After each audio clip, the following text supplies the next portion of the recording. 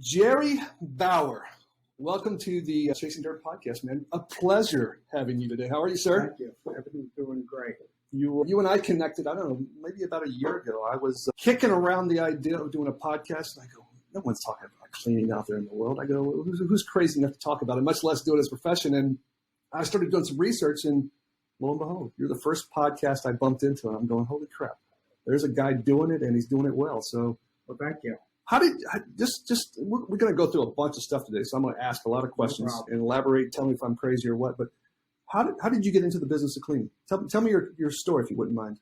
Well, the story, I started out like a lot of people in the restaurant industry. When you're a teenager, it's the best place to find a job. I actually started before the restaurant industry at a donut shop. I worked at the age of 15 for underwage. At that time, they paid me $1 an hour to work from 7 till 11 at night. That's 4 hours, 6 nights a week. At the end of the week, $24. So that was cleaning up sheet pans, which a bakery, it's really not that hard because it's mainly sugars and stuff like that. Hot water will take care of it. I started cleaning. They actually let me go because they couldn't afford me. Couldn't afford you? They couldn't afford me. They actually closed and went out of business. And I then had gone on vacation, came back from vacation as a teenager. I got a job, got a phone call from a restaurant. Went and had talked to them before, put in an interview, local, within walking distance of my home. And I became a dishwasher. Good. No one stays a dishwasher for the rest of their life. They move up to be a fry cook or some type of cook. I did that. Then I kept working at that. And then I decided I wanted to go into the restaurant industry for good. Went and talked to the general manager, told him what I was doing. He said, go to college, try to get a restaurant hospitality degree. Why don't you work on becoming a chef? I took the gentleman's advice, and I thought it was very good advice, and I went to a local junior college and 2-year associate degree program and tried to work to become a chef, tried to become certified. At that time, I worked at different country clubs.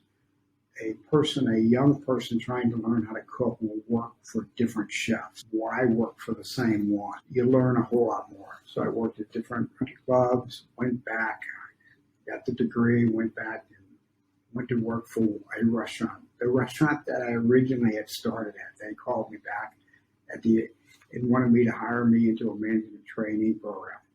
Well, do you give up the food to become a manager? You weigh the money, you weigh the longevity. Got into the management trainee program and did that for a number of years. Age 26, that company went out of business. I then was approached by my economics lab rep. At that time, it was before it was Ecolab, economics lab. He said, why don't you come and work for us? I plainly told him, I said, why would I want to work on dish machines? I never repaired my own. Yeah, it's a stretch. It's a stretch, man. So I went and interviewed. It took a while. I did get the job with Economic Lab, Ecolab. I thought the gentleman, his name's, I don't know if he's still with us, John Stigurda. He went and I thought he thought I was the best for the job. Turned out, I find out later after I took the job that the only reason he recommended me was there was a bonus in it for $100 if I interviewed and another $100 if they hired me. This guy he never really did have faith in me probably doing the job. But of course, Economics Lab worked for them for 15 years. And this was all in the Midwest. Then I left Economics Lab. At that time, it was Economics Lab. Went to work for a Midwest chemical provider. They were doing their own manufacturing at that time, and they had one distributor. I was with them for almost 18 years, and they sold out. Next thing, big wigs tried to build a company called Swisher nationwide, bringing all these 60 companies together. At that time, Ecolab came in and bought them. At that time, I moved to the East Coast to help my wife with parents, tried to relocate, needed to do something different. Been working on the East Coast, and currently I work for ChemStation of Boston, ChemStation of Boston are outside of the dish machines. It's outside of some of that what we do is a refillable tank program. Yeah, you guys are known for bulk. That's Bulk. you do some big accounts with food processors, bakeries, just bulk stuff. Yes. I don't go in and make sales calls on people using 5-gallon buckets. Yeah. They have to be buying 55 gallons or more in very large accounts. Before I was at small bakeries, now I'm at bakeries that are as large as a football field. And you're maintaining your weight. I found my history, I did a few of those, and the hardest thing was just saying no to the samples. Oh, it's crazy. I was in a plant.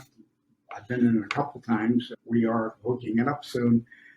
They have 8 lines making bagels, 8 different lines making different bagels, but one line never changes all day long. All it makes is the everything bagel with all the different spices on it. And then they go do a lot of co-packing, meaning they might make it for this grocery store the next hour, and stuff like that. That one line, 28,000 bagels an hour. An hour. That's insane. It's crazy. That's the beauty. I appreciate your story, because you've basically been indirectly or directly kind of in the cleaning business your whole life. You've been, because this is it. This is it. I kind of you jog some memories. As I got into the business, I think I was making. My mother had a beautician who said, "Hey, can your son come clean my salon once a week?" And I think I was 9, maybe 10, and I would ride my bike down. And the crappy key, which I don't even think you need the key to open up, in small town Texas, and I would clean the beauty shop, and I would make $3 for about 2 hours worth of work. And you learn some skills there, and you learn how you mentioned some things. It was all sugar, so you start to realize what works with what when you're cleaning. But correct. That's interesting. So I kind of followed a similar route. I kind of broke away from it from a few years, but it's funny how you think about your first job and what you're doing, and maybe how it kind of lingers through the rest of your life, and it has for you and it has for me. And for so many years that I worked in food service or the hospitality, chemicals, primarily dish machines, I could easily say that I started my career as a dishwasher. That's true. I could easily tell you that I was the best dishwasher that restaurant ever had. Totally wrong. I was the worst dishwasher that restaurant ever had. They should have fired me on an hourly basis, because I would break things. I would throw silverware in the trash can. Everything. I didn't know the cost of all of that. One day, years later, someone had put up a poster showing that this plate costs $4, this plate costs $3, silverware costs $1.50 each, and I thought, wow. What they were paying me per hour, I was throwing 3 times that amount out the little delayed guilt along the way, but you learn. But that's interesting. But ChemStation now, so you got the New England market, you oversee that. I find that whole niche, whether we know it or not, back in my days with Spartan, we competed either directly or indirectly. But that whole food processing industry is just fascinating. The volume, first of all, that you mentioned.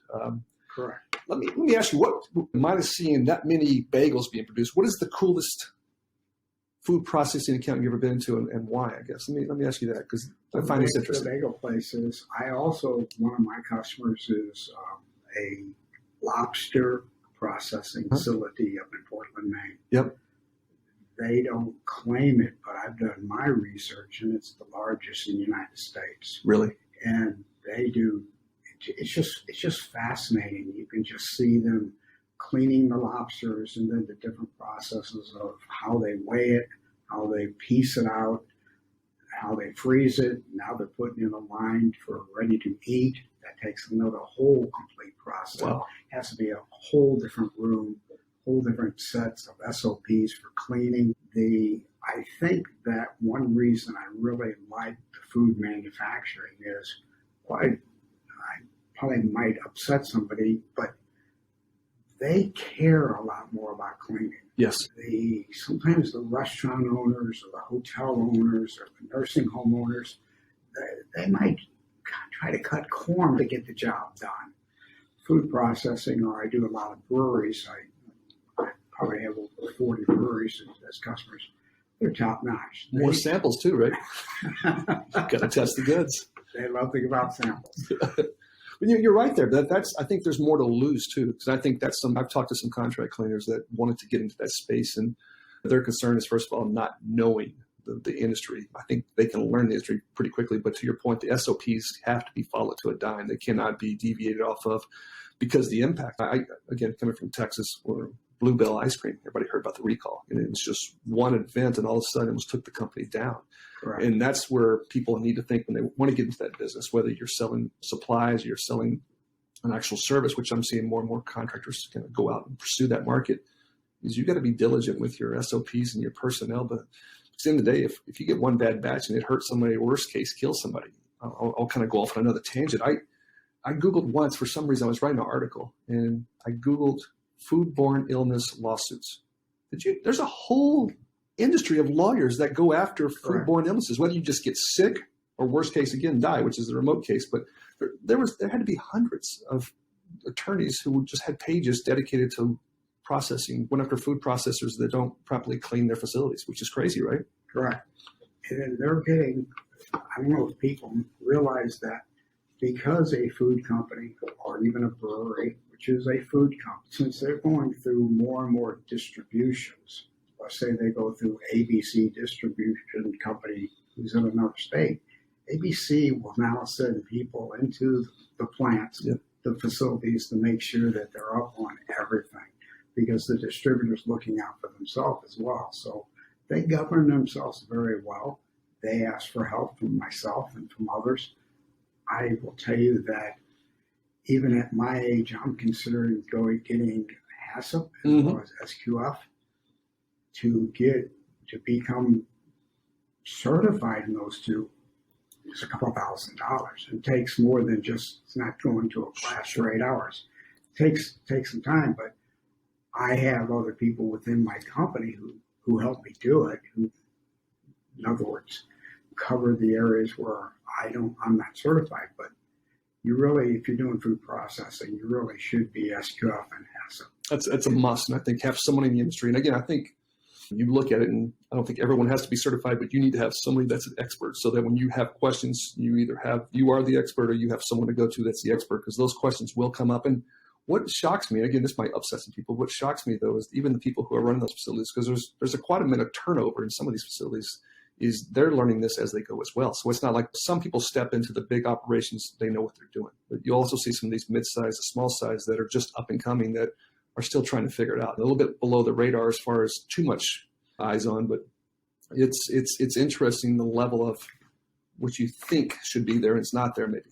And because you're absolutely correct, and because this is my opinion, is because of coming out of COVID, we have a lot of large kitchens out there.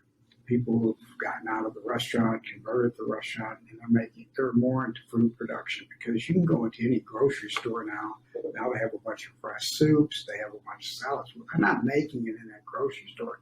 They're making it maybe 5 miles away, 10 miles away, 50 or 100.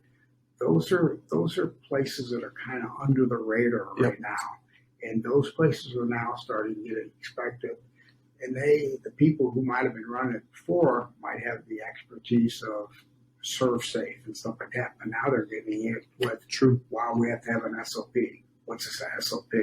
So I think there's a lot of need for, again, I'm not promoting any classes. That's one reason I probably need the class, so I can have it. Number one is it would help on the sales process, but also on taking care of the customer as well. And those who are not familiar with SOPs, give it just a little elaboration on that, because SOP stands for Standard Operation Procedures, and it's the way to clean the piece of equipment. Yes. Frequently, you have to get they manufacture the piece of equipment involved. You have to get the chemical company involved, and it's written out how the employee should clean the piece of equipment, and it's really needed, because otherwise they're going to create shortcuts. And you brought up the next thing. The labor market is so much where they're having people in. And many of these people in food productions probably are temporaries. Sure. They're working for another company. They might be doing something else the next week. So to have that control is very important. I've done several thousand SOPs in my career just writing them up. And you probably relate to this, but the most upsetting thing for me is you kind of get into a groove with it. When you do them, you have to sit down and really just focus and put them together. And the thing I find is I will crank through and I'll put some nice SOPs together. Maybe it's 15 or 20. Mm-hmm. And you get to about that 16th or 17th, you go, oh, I just thought of some new verbiage. And you're going back now to all those other SOPs and having to update. And then you get to that 19th one, you're kind of thinking, I'm almost done. You think of another verbiage and you go back. And then the worst case, not the worst case, but you bring it to the client. Right. They say, oh, let's change this and this. So all that time, it's a collaboration, but it's a passion. It's a work, and you have to be passionate about it, quite honestly. And people don't understand the SOP changes if the chemical changes. Yes. Some actual food processors don't want to change companies because they don't want to go through the headache of changing SOP. True. So you have to offer your assistance with that. In food processing, a lot of my customers use a chlorinated cleaner, chlorinated foam and cleaner. Well, we custom formulate. In other words, the customer says, I want it with a little bit more foam, or I want it with a little less bleach. We custom formulate. We custom formulate. Technically, it has a different number now. Technically, it has an SOP. Now it has a new SDS sheet, new tech sheet, new SOP. So you got a lot more complexity. Yes, it very much. I wish that I'd been doing this for a while. I think that I met my mark at the hospitality. I had a great position or great career in doing that. I have the website Hospitality Cleaning 101. I still write about it, still love it. But food processing is what I'm in now. Yeah, I don't think people realize, we make this all about food processing, but I love the category as well. But people don't realize, people look at the food, and most of the food you get probably within a 3-4 hour radius. The bread is not being piped in, especially bread's being piped in from California, maybe here in the Northeast. But for the most part, the bread's being produced within a 2 or 3 hour radius of where you are. The eggs, the meats, in some cases you get some meats out of the Midwest, but for the most part, you've got a lot of things being produced here locally. And if you walk a grocery store, I think you'll be surprised to see. I'm laughing because some of that. Keep going. I'm a freak about that. When I was in that side of the house, I would walk through the grocery store, and you could tell those small to mid-size up-and-coming people that were local, that you go after because the packaging maybe is not as good. It's good, but it's not as good as the national guys. They got little shelf space on it, but you look on the back. When I die, Jerry, I'm going to tell you this. People look at my phone, they're going to think I'm a freak about cleaning because they're going to see backs of labels of food processing. They're going to see pails of chemicals, that dispensers on the wall. But the interesting part is when you find these little gyms and you go into it, and the owners are great to work with, and they realize they need you because they've just went through a large amount of growth and they haven't been getting the service or the product mix they need. I find that just, it's fascinating. And I'll bring my story. I think the coolest food processor, I'll do two that I ever bought, one was up in Mass. They made packaged pancakes. So you think these pancakes that are come in boxes that are, say, 99% cooked. Right. They were cranking these things, and the cool thing about it was a spatula. They would lay it on this grill, and the grill would rotate, and as they got to the end, there's this spatula. We just flip them over. Right. And they had to be cranking through at least 1,000 pancakes a minute. It was insane, and I was like, this is the coolest thing ever, looking at pancakes being made. So that was one. The second one was an Amish country of all places, middle of Amish country, outside of Philadelphia. And they were making honey buns.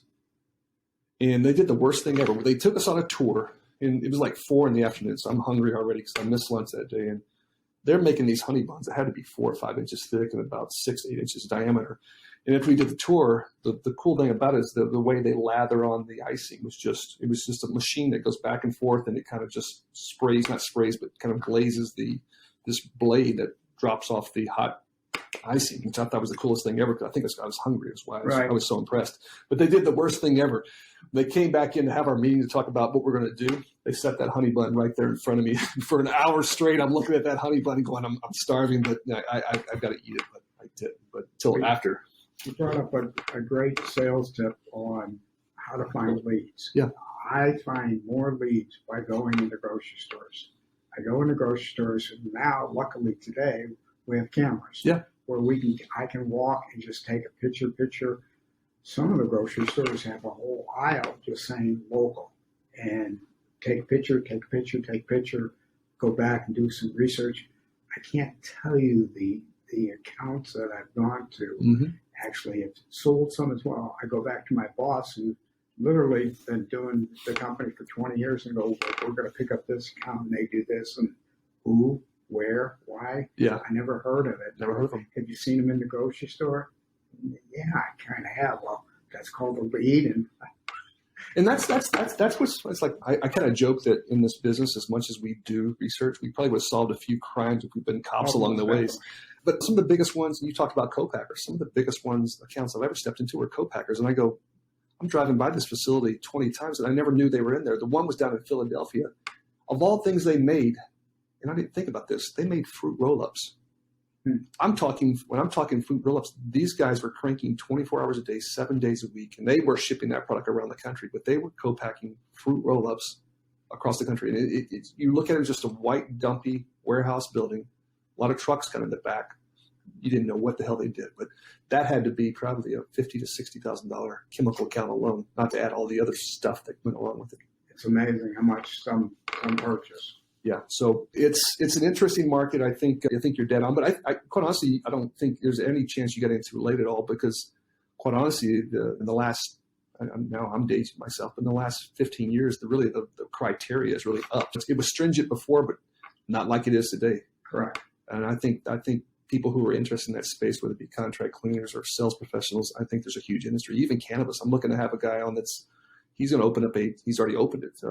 Cannabis Solution. I think I got to look his name up again, but I worked with him before in my former life, Jim Walker. But he's focusing on just being a distributor solely focused on cannabis operations. It's huge. It's huge, and I'm shocked at. I guess I wouldn't say shocked, but it's as it gets legalized, it's becoming more of a commodity too, which it puts pressure on everybody else because everyone's saying, hey, 5 years ago when we were the only one in a given 3-hour, 10-hour radius, people drove to us and we pay whatever and they paid cash. But now it's getting tighter. But he's just niching down and saying, you need cleaners, you need traveling, hauling, you need things to haul the weed across, whatever it is. You need the biggest thing he says is the scissors. I guess they use to kind of tip the buds. Again, I don't smoke or anything, but to basically prep the product is the stickiness that gets on these utensils, getting that off through a chemical. So it's fascinating. It is, and I just read the other day that I believe New York is going to, within the next 2 to 5 years, 60,000 more jobs will open up because of this. It's just unbelievable. It's crazy. It's crazy. But I think that's a niche market to be in. I think cleaning overall, during COVID, it was kind of like, I'm sure you were the same way. Everyone I knew was backing off a little bit just because they stayed at home. They didn't have to, the workload was still there, but it wasn't like before. And I don't know about you, but I was busier and more profitable than I've ever been in my entire life. I think I used the analogy, we went from the boiler room to the boardroom overnight. Everything was about cleaning, which was a beautiful thing. Totally. My former boss of CDP Supply, she sent me I guess it was a cartoon, and I'll slaughter it, but the gist of the cartoon was the parents were bragging about their kids, and one says, my son's a lawyer, and the other one goes, well, my son's in the cleaning business. And everybody's like, oh. So I thought it was justification to our business. So, but you're right. The people needed help and still do, and because there's more opportunities of food, and you're right, it's all local. People don't realize it's being made. Sometimes it's in a building that you cannot identify. And they're looking for help. And they listen to a seasoned veteran. And I will say that even though I've already been one on record, I'm not SQF, not HACCP certified. However, they can look at my age. They know I have the food experience, which it does help a whole lot. And then the cleaning process. You're just looking for the process of helping them out. But the thing you talked about as far as leads, because I think there's a shift within how people are selling these days. But I think the grocery stores is a phenomenal lead. The USDA's website on inspected facilities that's a huge database. I stumbled into that maybe 10 years ago, and I was like, holy crap! Look at this list of facilities. Yeah, you can spend all day and only get lost. Yeah. So if you're not aware of that and you're in the industry, definitely look at those two sources. But the grocery stores are lights out.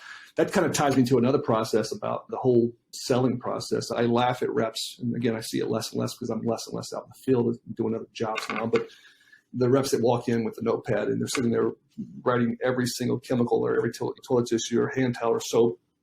I go, just take a picture. Like, right, get home.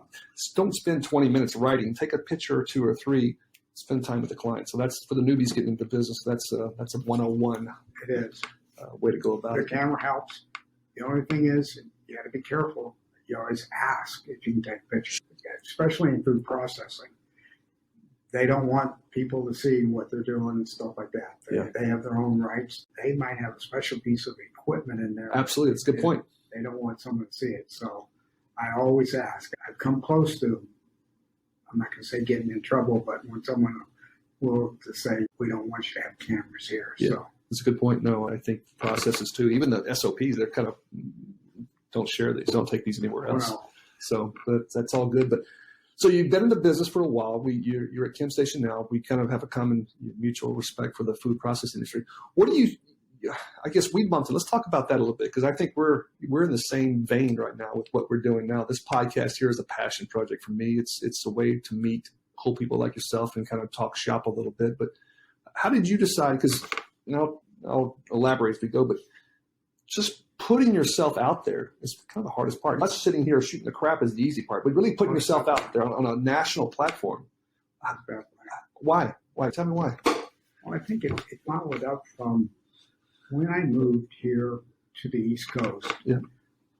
I had a strange thing. I couldn't bring any of my customers with me. I had to start from day one, just totally day one. But on Long Island, luckily, I had a BlackBerry before I had to get an iPhone, get Google Maps, stuff like that, figure my way around. But I wanted to do something different, so I started a blog. I started Hospitality Cleaning 101. So I've been doing that. It's just a hobby. I'm not a very good writer. I can tell you I've gotten a whole lot better. It's like anything else. So actually, I had hired, in my 60s, I'm not going to hide my age, I hired a coach recently. Did some work for me, did some work for my website, stuff like that. Just tried to help with food processing, new ideas, stuff like that. And the coach said, would you start a podcast? I said, why? I said, I listened to him, but why? Well, here's the reason why. It's get your name out there, blah, blah, blah. It's real easy to do. Real easy. You can just do it from your iPhone. Mm-hmm. And it'll be out there. Well, it's not easy. I thought about it. I studied it, went on, got free downloads, studied it more, came up with a name, studied it some more, and then I pulled the trigger a little over a year ago. My goal was one a week. That's hard to do. Last year, I think you might have saw the post. After 1 year, I did 22. Really, at the end of the day, I'm really happy with that number. I've met 22 great people. Each one's magnificent. Each one, I stay in contact. You were a guest, I stay in contact with them. I can call you with the silliest question in the world. I know you're not going to prejudge me. You're going to answer it the way you could. Share information. None of us are asking either to share their company information, but it helps. I found my biggest happiness in life was when I was helping others within the company. Yes, it helps to help the company, your customers. They are the end user of your product. But I realized that not being a sales manager, but being a trainer of helping people, I enjoyed the most. When you've been doing this job for 40 years, people come to you because you've been doing this job for 40 years. Mm-hmm. I learned all of my information, my best information I learned, and that was never from my supervisor. It was from a mentor. I love being a mentor for other people, no matter if it's usually always in this industry and stuff like that. So I took the podcast and I took the podcast and I'm trying to do that. I love when people call me up, ask me questions, run things by me. I had a gentleman call me. He called me, he goes, how do you sell a brewery? He said, I'm selling them the dish machine and some of this, but they got a brewery and I'm intimidated. Mm-hmm. Well, I sold more than my share. And I just told him, I said, you have the products. And I said, you have a division just for this. And I explained, oh, I know we have all this collateral information and stuff like that, but how do you do it? I go, just go and talk to them. It's just, you talk to them. I went, and when I did my first demo at a brewery, I had done one. Of course, then I go, all the job, here's the product, go do your second one. And I went and did, I still have the customer today, and they've expanded. They're using the product in the bright tank vessel, cleaning it, and it working for 30 minutes, just spitting the water, stuff like that. So for 30 minutes, the owner stands next to me, and I go, what am I going to talk about? Yeah. He's half my age. He's the age of my son. So I said, well, I'm not going to talk to him cleaning. I really wasn't. I said, I knew his business was very big. I said, can I ask you some questions about your business? He said, certainly. I said, I want to talk to you about marketing. I want to talk to you about selling. I said, I'm selling something. You're selling something. How do you go to market? The gentleman talked to me for 30 minutes, explaining the whole process of how to take beer outside of the brew pub and take it to market. And he's done fantastic with it. Mm-hmm. He now owns 3 brew pubs, and he continues to grow. So I tried to find the common denominator. I didn't want to talk to him about brewing. I didn't want to talk to him about cleaning. I wanted to talk to him about sales. He answered my questions. He jumped into it. Now, the breweries are interesting, too, because that blew up in a major way, in a great way. There's a whole new vernacular for us, as like you said, the bright tanks and right. the heat transfer pumps, all these things you never seen before. And I did the same thing. I just kind of went into a facility in Vermont, and she was a great gal. And I said, listen, I know nothing about this. I know I've got the chemicals that can do it. I just don't know the vernacular. I don't know the processes or the equipment you do. Could you walk me through? And she goes, tell you what, you come up here and spend 2 days, I'll put you to work. She put me to work for 2 days, and within the 2 days I was taking just a crap load of notes. And we ended up writing, I think it was over 30 SOPs, because if anything is critical about brewing, it's the cleaning process, because that if anything changes the taste, it's going to be residual, whatever's left over that didn't get cleaned off of that vessel. So and I didn't realize that, but I went in to a brewery and asked a young woman a question, and she said, I go, so you studying to be a brewer? I go, I knew she wasn't. She goes, yeah. She was cleaning something. And I said, well, how much do you work on recipes? How much do you work on this? She goes, 95% of my day is cleaning. Yeah. And there you go back to why probably I like that industry, like the industry. They're very concerned about cleaning. They're very concerned that it is done correctly. Correct. And that's the thing too, is that's the dynamics I bump into too, is everyone cleans, right? Everyone, whether you're cleaning home, you're cleaning the office, whatever you're doing, everybody cleans. So the hardest part I think about this job is really getting past people's perception. Cause I use the old analogy of you meet whoever it is, that professional cleaner, let's call them. They could be a manager, they could be frontline, but it's who taught them first. It kind of sets that. It's kind of like a Ford Chevy debate. I'm a Ford guy. Well, I'm a Chevy guy. Well, then somebody over here, I'm a Dodge guy. But the whole point being is that how they learn those first couple of jobs sets the stage for a whole lifetime. And to get them to change that dynamic is sometimes very hard. Correct. I remember a guy once I think I bumped into, and it was a school system. He was a good guy, knowledgeable, but he had some just really out there thoughts. One of the thoughts he had, and you'll appreciate this, is we were telling him about our floor finish. I know it's 25% solid, optical, enhancers, all this stuff. And he goes, well, I can beat that. I go, what do you mean? He goes, I got a product I can beat that with. I go, what is it? He goes, it's no product, it's products. What are you talking about? He goes, I've got a 50% solid. I go, 50% solid? I go, who the hell makes a 50% solid? Right. Again, if you're not in the business or know about floor finishes, the solids is basically the amount of, it actually sticks on the floor overall. But he goes, well, I got a 50% solid. I go, tell me the secret of who manufactures this. He goes, I do. He goes, I got this one manufacturer, whatever it was. It's got a 25% solid. I got this other manufacturer. I found those two together, and I basically merged them together. I go, you're mixing two products into one to give you that 50%. He goes, absolutely. I go, you're crazy. I don't want your business. So I didn't say that, but I was thinking that. But that initial set of whoever is learning is sometimes very hard to shift their thinking and their processes and how they do things. I could talk all night, all day, just about floor care. Floor care is an animal all within itself. If you go back to when I was at Ecolab, Economics Lab, they weren't in floor care. They weren't. They had different divisions for different things. They were hospitality people. They never sold floor care.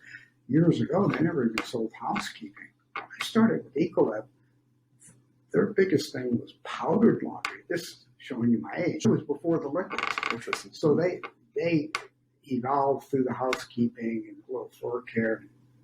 I can talk. They're not floor care specialists. So I had to learn that when I picked up a bunch of nursing homes with who I had worked for at the company Gateway Brooklyn. I had to teach myself floor care. Yep. I had to teach it.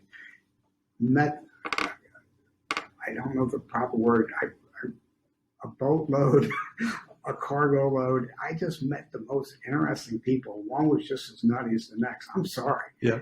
They are all different. They were trying to mix something, do something different. Everyone's outside the boundaries. Everybody's chemist. That's what it comes down to. Yeah. Everybody's a chemist. Everybody's a chemist. Everybody has this special treatment. Please let me tell the one story. My first floor care demo was in a nursing home at midnight at night. Mm-hmm. That's when you do them. That's when you do it. You do a wing. The administrator, who I still know today, she aligned it up with the proper people. And we had a floor care specialist who couldn't come on a call and gave me all these notes. And he said, just give them the product, go and do it. So we arrived. I arrived there at 11 o'clock, and there was a maintenance man with 4 helpers. Mm-hmm. You've been to it. I had the product in my hand, or I had it in my car. I had them unloaded. The maintenance man, he went out to the car. He went out and fell asleep in the parking lot. Then he must have woke up and he left. Wow. So now it's midnight, so I have 4 young men who know nothing with a young. At that time, I'm not going to say I was young. I knew nothing. Well, I knew the administrator said she'd be there Saturday morning to look at it first thing. So I had him open up. I knew we had to start with a black pad. Mm-hmm. The darker the color, the more aggressive. Start with a black pad, started applying the stripper. We did that. They had only 1 black pad in stock, and it was about as thin as tissue paper. It had been used so much. In other words, it was worthless. We just, for 4 hours, 5 hours, we just did nothing but make a mess of the whole wing. It was just horrible. People came out of the rooms, walked into it. I saw, God bless the lady in the nursing home. She had no clothes on, walking around.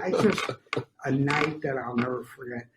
I went home, got home about 4:30, set the alarm for 8 o'clock. I got up at 8 o'clock.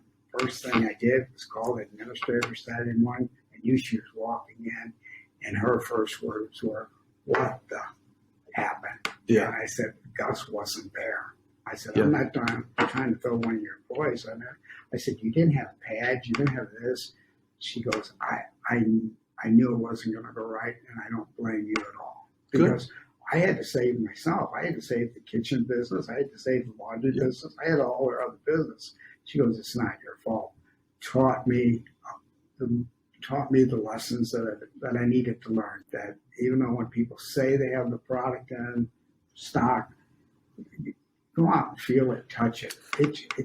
You have to. You have to. And I did the same thing because I've been to many demos that they say, "Oh, we've got everything." You get there, and people don't realize. People think, "Well, I need stripper and finish." No, you need about 12 other things, if not 15 plus other things, and that's the catch is the time involved, especially a scrub. And the scrub and recoat's one thing, but a strip down all the way is a whole nother thing. And that's the thing I learned in sales is that I'm going to send an email 2 weeks before to make sure you have all of this stuff, and if you don't have even one of them, I want to reschedule with you. And I think that's a good tip for everybody. Even from the razor blades, the doodle buck, the pads, they have to have everything on hand. Everything. It's got to be ready to go.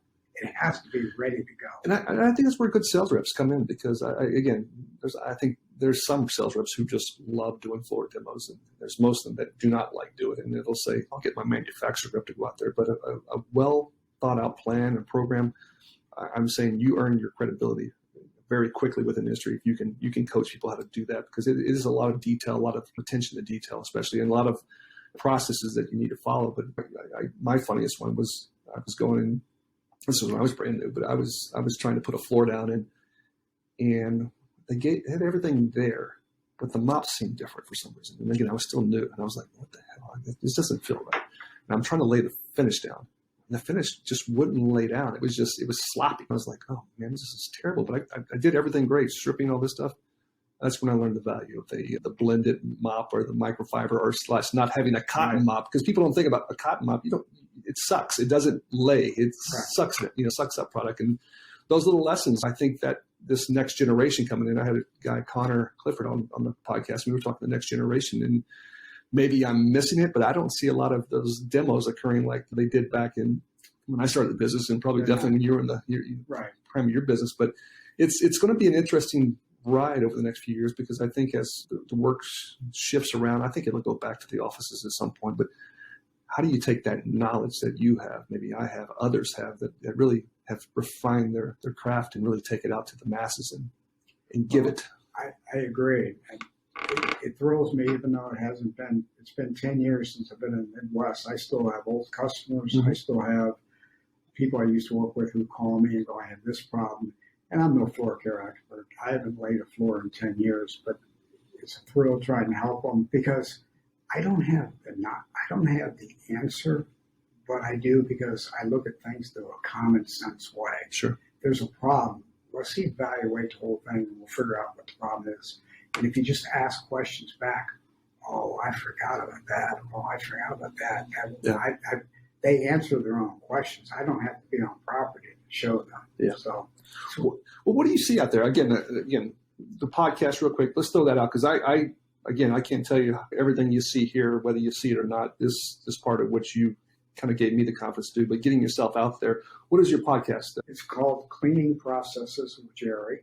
It's on Apple, Spotify, all the different, Amazon, and unfortunately, I wish I could tell you I do it every Monday, but I don't.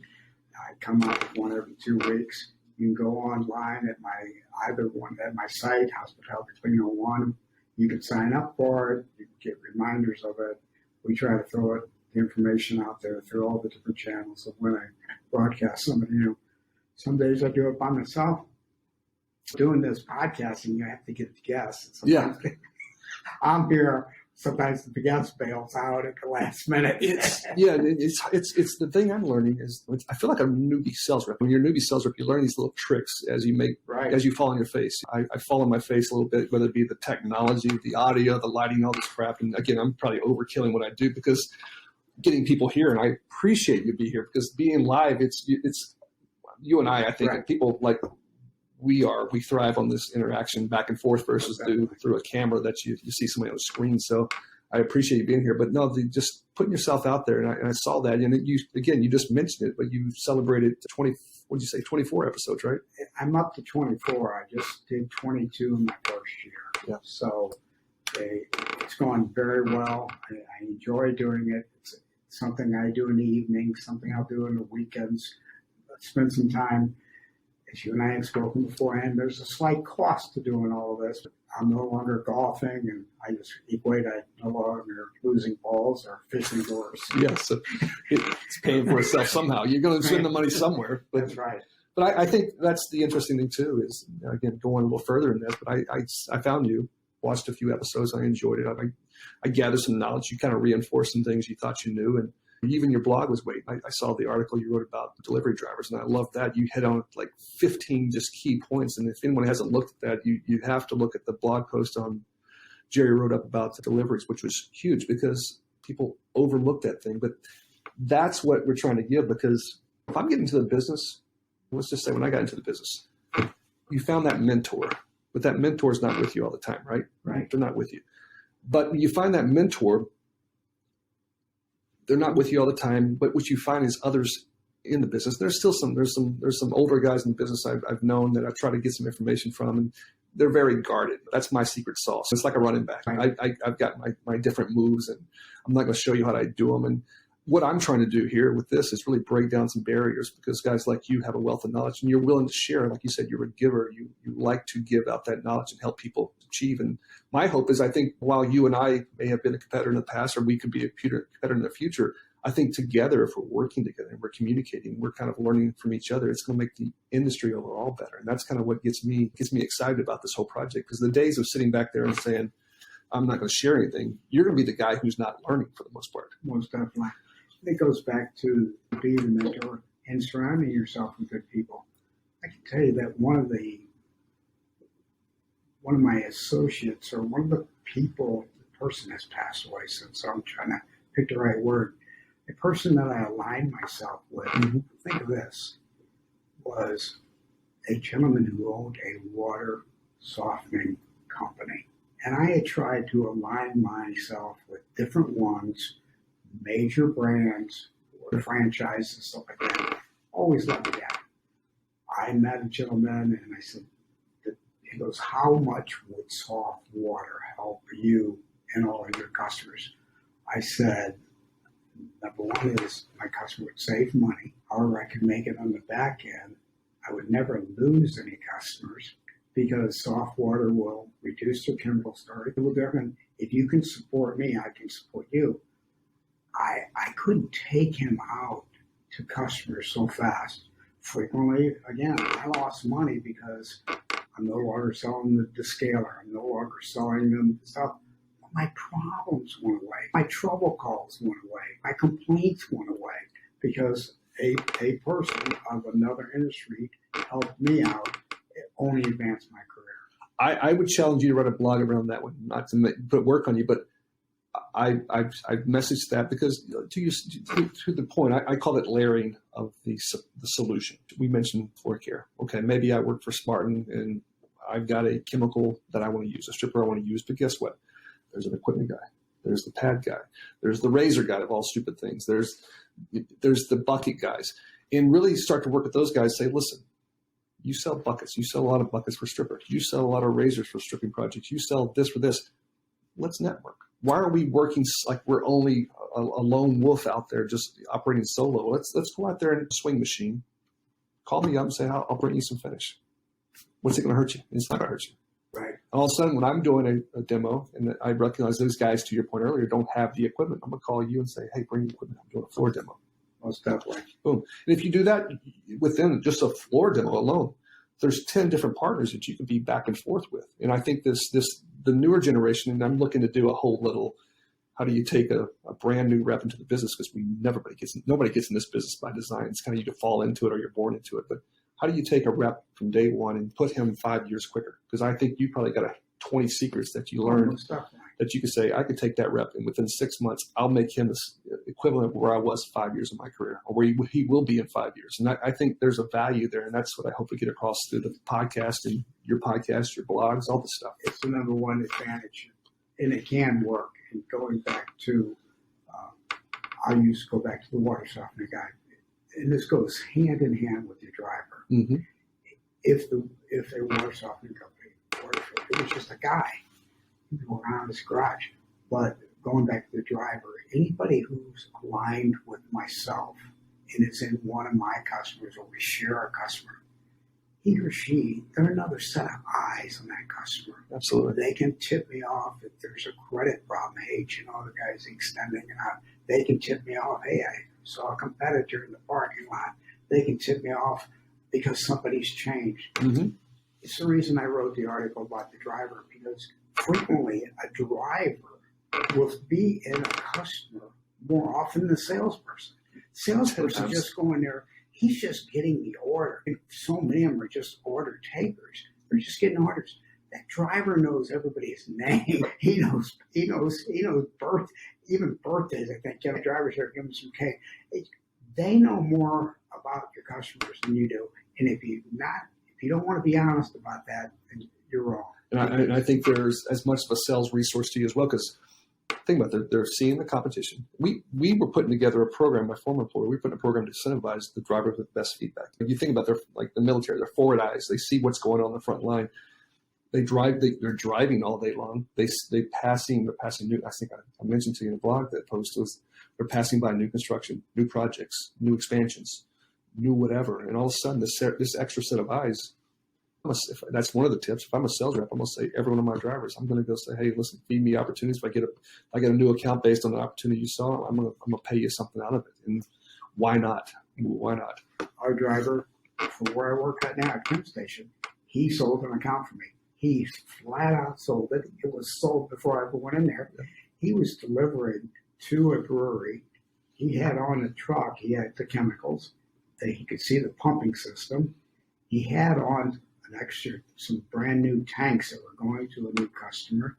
Person was introduced, one brewer to another. Hey, I'm opening up a place. Tell me what you have. And he shows them the system, shows them the tanks on the truck, goes through the whole thing.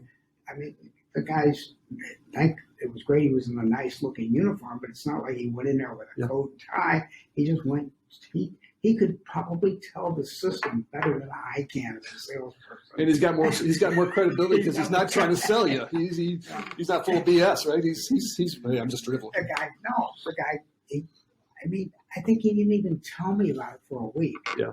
So by the way, this guy wants to talk to you. I think I have his card. Oh, I think I have his business card or his email address. I wrote the guy, goes, hey, I'm opening on this day. I saw this. I want this. He didn't even ask for a price. He was right there within a reference. He got a sales presentation from the driver. And as of today, he's a new customer. He's been hooked up 3 months. I can tell you that the driver's been there at least 3 times. I've probably been there too. There you go. That's the math. Let me ask you this, and we're approaching an hour, and I cannot tell you, Jerry, how much I appreciate the conversation, and I want to get you on again at some point. We can take a deeper dive into some other subjects, but what do you see on the horizon? This is a big one, and again, I don't think there's any guarantee of anything, but what do you see on the horizon as far as guys like us, the industry overhaul? What's some of the things you're kind of looking at and saying, I see change coming, and this is how I see it coming? It's a great question, and I think that because of the changes in the GSN industry, the buy-ups, the mega groups and stuff like that, the presence of online shopping side by side, I think that people with many years in this industry are going to become more and more valuable because they're going to be needed. I think that down the road, you're going to have, I'm going to go out there, you can write it down. I think going out there 5 and 10 years from now, customers will be buying all of their dispensers, and chemical companies will no longer be supplying them. Universal. It's going to become more of a universal industry, and people with knowledge are going to be paid by more, maybe even more than one company, to assist in helping the end user. I think that's what I believe that's going to happen. Yeah. I believe it's 5 or 10 years away. I really don't know the pulse of it, but it's there. I mean, Ecolab's now proud that they're selling at Home Depot again. Yeah. I think everybody was proud about it. I wrote, wait, hold it, you tried this before and your salespeople left. There's so many things. I would probably upset people and tell them, but quite honestly, I don't care. But that whole thing, just from a relationship standpoint, and again, I might upset some people if they even listen to the podcast, but the people who helped Home Depot really get into the cleaning business, when I'm talking about going back to AmSand and Interline and all that good stuff, and then that Ecolab thing comes out, that was just a major curveball because there was a lot of people behind the scenes the last 15 plus years helping Interline become better at chemicals. And then all of a sudden Home Depot becomes better at chemicals. And then this Ecolab thing's curveball. It's kind of like I used the analogy of you kind of take the girl to a prom, and next thing you're leaving the girl you went to prom with and going hanging out with someone else. And that's just, I thought it was questionable. Here's what's going to happen is so many customers are going to get product. Yeah. I don't even have to name it. I'm not naming anything. They're going to get product, and they're going to need service. They're going to need assistance. And they're not going to find it necessarily from the manufacturer. Yep. Manufacturer might not have somebody within 8 states away. So now you go to the local Jansen house or something, well, they're repping this company. There's a lot of confusion in there. I think seasoned veterans, and it'll probably come out after I've retired, but I don't plan on retiring, where a seasoned veteran might be working for more than one company, going in and helping bring some of this stuff together. Yeah. I do believe all chemical companies are going to make end users start paying for their dispensers. Yeah. It's a big cost. It's a big, huge cost. And quite honestly, now I will upset a lot of people with this, but I've actually spoken about it on my podcast all the time. I believe the end user should have skin in the game. Yeah. They should. Yeah. Let's be honest. You go out there and put new dispensers up. It all looks great. It looks great on LinkedIn. Hey, look at what I put up. I put new wall charts. I put this up. What does it look like a month later? Yeah. They haven't taken care of it. The reps now moved to another Jansen house. The Jansen house is now repping for another company. That's a good point. I think it's a good time. It's a good time for people with knowledge where I believe you might see some people working for more than one company. Yeah, it's going to be interesting. I joke a bunch about you see the guys on NASCAR, they have all the patches on them. It might be something like that I roll in. I've got this patch and this patch. My car's got logos on it, whatnot. But yeah, this is going to be an interesting change because I think what's also changing is people like you and I who sell it. They're being asked to do more with less, meaning knowledge. And there's only so many. I think my last employer, we had the food processing line, or not food processing, but food service products, cups, napkins, all this stuff. And we had the Jansen piece, and that alone was 25,000 products that you had the ability to sell. You combine that with 250 different manufacturers who are knocking on your door every day saying, hey, help me sell something. So it's going to be interesting. And then you got, on the reverse side, you got the buyers are changing. The buyers today, in my opinion, are more accustomed to technology and not asking for help until it's almost too late. Whereas the buyers 10 plus years ago, they knew they didn't know certain things, and they knew that a rep would come by and educate them and give them some knowledge. And again, how do you merge that live presence with online presence so that you don't have to be everywhere at once, but you can be everywhere at once? I think that's going to be some interesting dynamics. Right. Well, they already have companies who go out and do installs now. Yeah. Those have been out for a while. You can work for any company. You can hire someone to come in, and I believe the end user, the customer, is going to say, I want control. They're going to be forced, but they're going to enjoy it. They have skin in the game where they then have control of the dispenser, of who they can use, and then you're going to have niche people helping take care of them. Might be like NASCAR. It really could, because I think it's there because I don't think they can be specialists in everything. True. I agree. This has been a good conversation. I appreciate the time again. And no problem. I want to have you back again. And they to reach out to you. What's the best way to reach out to you? So you're on CleanSquare. So I want to make that clear. You're definitely on CleanSquare. So you can direct message Jerry on CleanSquare. You're also on LinkedIn. On LinkedIn. Got your website. What's your website again? Hospitality Cleaning 101. It's great resource for there. And then you get the podcast as well, which is Cleaning Processes with Jerry. And can I throw one more out? Absolutely. I actually have an Instagram account, Brewery Chemical Guy. That's nice. And that means if someone does a search, I will come up. Brewery Chemicals, if you do a search on Instagram, you can be in California, but I will come up. That's awesome. Well, I appreciate the time again. And please reach out to Jerry if you have any questions. And Jerry, thank you again for the time today. Appreciate it. Totally enjoyed it. Thank you. Thank you, sir.